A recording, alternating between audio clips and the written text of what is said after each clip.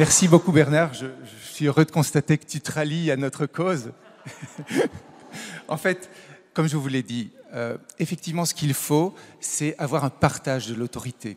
Ce qui peut aller à l'encontre de l'autorité traditionnelle, et c'est en ce sens que j'argumente qu'une société sans autorité dans le sens de pouvoir est possible. Donc il faut une organisation, un système d'autorité beaucoup plus souple, où chacun peut l'exercer au bon endroit, au bon moment, en fonction de ses compétences.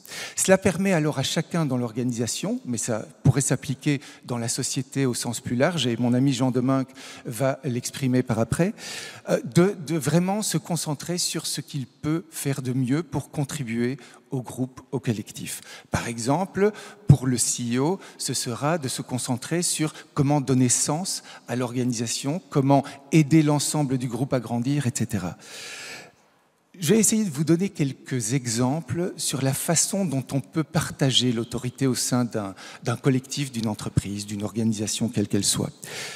Ça passe par exemple, tout d'abord, par un partage réel de toute l'information, de tous les résultats financiers, de manière à ce que chacun puisse comprendre l'impact de son activité et puisse juger de la meilleure façon de prendre des initiatives pour contribuer positivement aux efforts du groupe.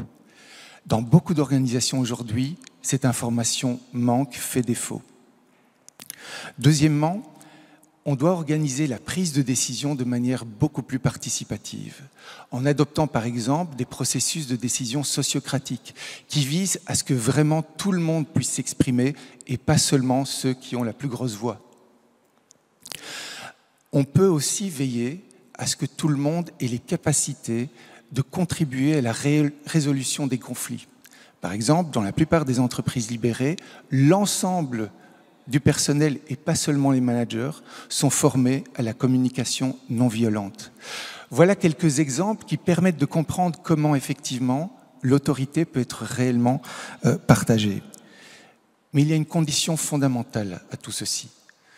C'est que cela implique une transformation personnelle de l'ensemble des personnes au sein du collectif, à commencer, bien sûr, par les dirigeants ou ceux qui détiennent l'autorité traditionnelle. Ils doivent se remettre en cause, ils doivent changer fondamentalement de posture, c'est-à-dire changer d'une posture haute, de domination, de contrôle des autres, à une posture basse, de soutien, pour aider chacun à grandir dans l'organisation. Cela nécessite pour eux de faire un travail personnel sur leurs propres peurs, angoisses, désirs. C'est fondamental si on veut permettre ce partage de l'autorité. Et tout ce travail, il y a encore beaucoup à faire aujourd'hui dans les entreprises, dans les organisations pour le faire, qu'elles soient privées, publiques ou non marchandes. Cela implique en fait fondamentalement un changement de vision du monde de la part des dirigeants traditionnels. Ils doivent comprendre, et toutes les études psychologiques le montrent, que en fait, les collaborateurs ne sont pas naturellement fainéants et qu'il suffirait pour le manager de manier habilement la carotte et le bâton, l'autorité traditionnelle, pour les faire travailler dans le bon sens. Non, ce qu'il faut, c'est créer les conditions d'une culture de travail dans lesquelles les gens, naturellement, veuillent donner le meilleur d'eux-mêmes. Et c'est possible. Il suffit pour cela de satisfaire, ou au moins de ne pas frustrer 3 besoins psychologiques fondamentaux, qui sont les suivants, et qui rejoignent cette idée d'autorité dans le sens d'augmenter, de faire grandir les autres.